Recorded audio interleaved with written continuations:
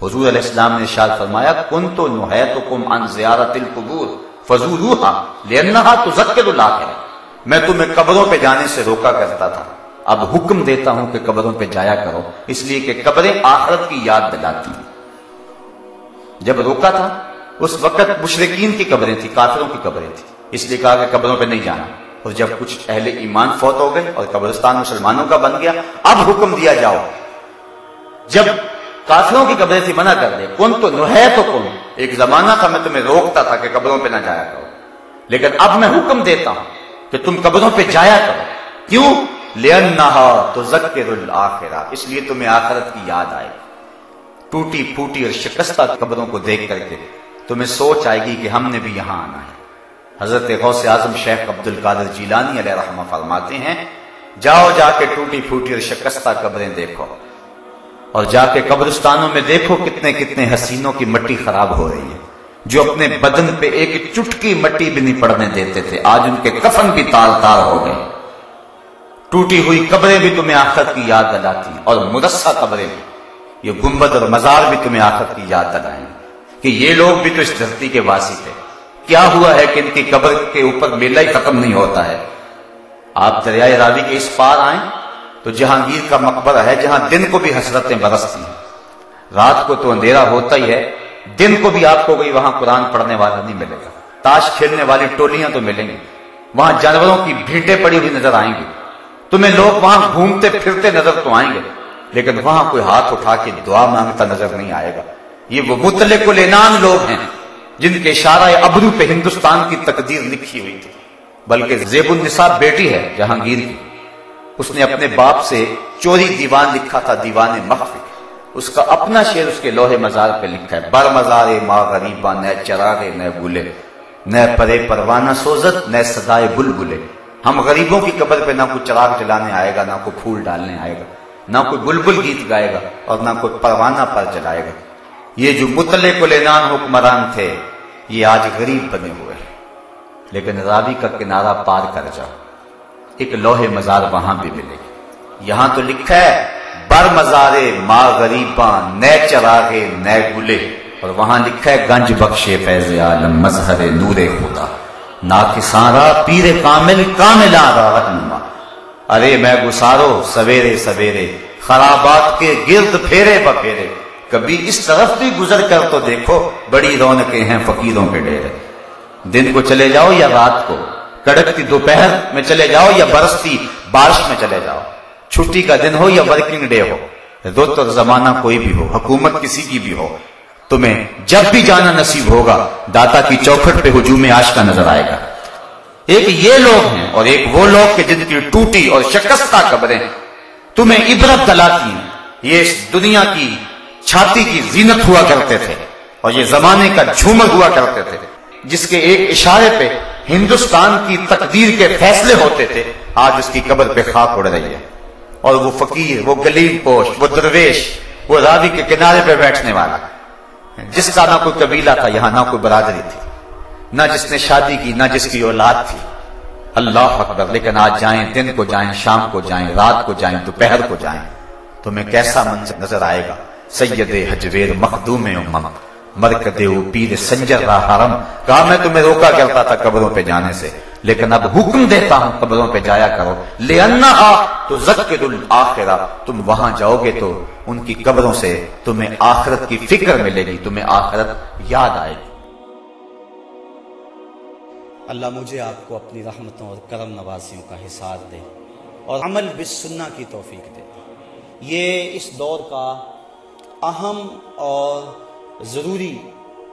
اس امن اور سکون اور طمانینت کا ذریعہ ہے کہ حضور کی سنت کا نور مل جائے۔ آج لوگ کہتے ہیں جی ظاہر کا کیا ہے، باطن جو ہے وہ ٹھیک ہو جانا چاہیے، تم اتنا زور دیتے ہو داڑھی پہ، امامے پہ، لباس پہ،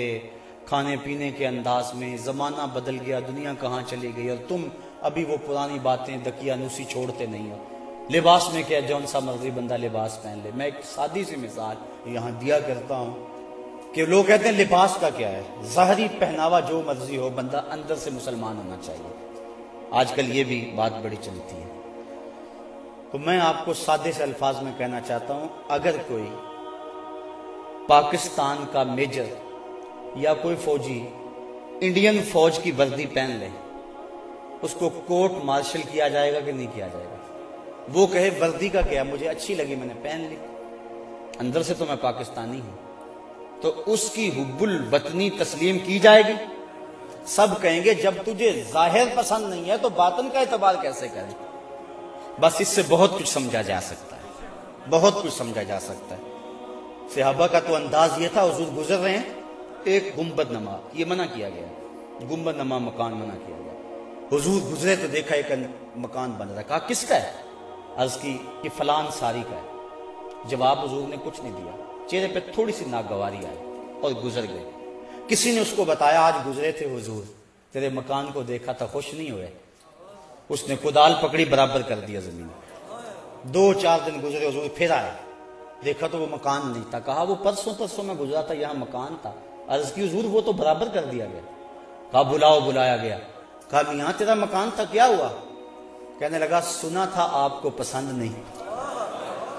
سنا تھا آپ کو، میں اور آپ دیکھیں کہ ہمارا کیا کیا حضور کو پسند ہے، صبح سے لے کر شام تک، شام سے لے کر صبح تک، عقیقے ولیمے سے لے کر اپنی زندگی کی آخری ہچکی تک، اپنے کاروبار سے لے کر اپنے گھر کے انداز تک، اپنی زندگی کے ایک ایک لمحے کو دیکھیں، ہمارا کون کون سا عمل حضور کو پسند نہیں ہے، اور پھر اس پہ بار بار سوچیں۔ یہ 2 باتیں میری آخری جو آپ کے سامنے رکھی ہیں، یہ بڑے محبتوں، بڑے جذبوں کے ساتھ میں نے آپ کے سامنے رکھی ہے، اور میں نے ان باتوں کے دوران اللہ سے توفیق مانگی، اللہ کرے اتار دے آپ کے دلوں میں، اور آج کے بعد ہماری زندگی میں کوئی تبدیلی آ جائے، اور ہم سوچیں۔ میرے استاذ المکرم ایک جملہ کہا کرتے تھے، آج بھی جب میں ان کا جملہ دہرانے لگتا ہوں تو مجھے وہ چارپائی پہ بیٹھے ہوئے نظر آتے ہیں۔ اجاڑ رت کو گلابی بنائے رکھتی ہے میری آنکھ تیری دید سے وضو کر کے۔ آج پھر وہ منظر جاگ پڑتا ہے، جب وہ حدیث پڑھایا کرتے تھے آنکھوں سے آنسو ٹپکتے تھے، جب قرآن پڑھتے تھے لگتا تھا نزول قرآن کا سما بند گیا۔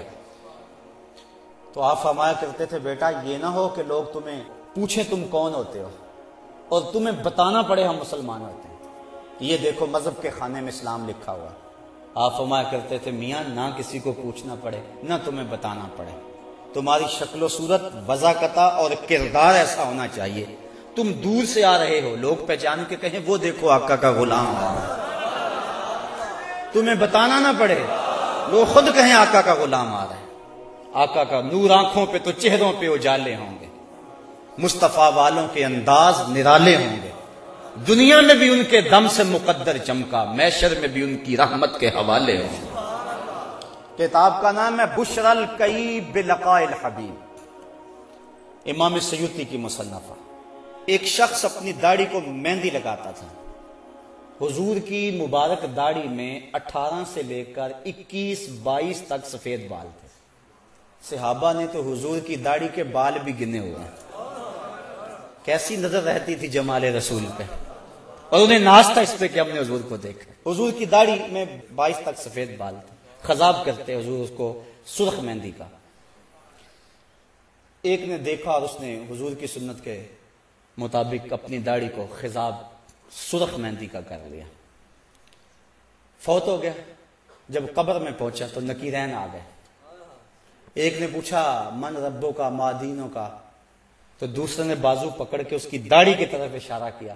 کہا تجھے نظر نہیں آ رہا اس کے چہرے میں اسلام کا نور چمک رہا ہے؟ تو صورت ایسی بناؤ کہ فرشتے بھی پہچان جائیں۔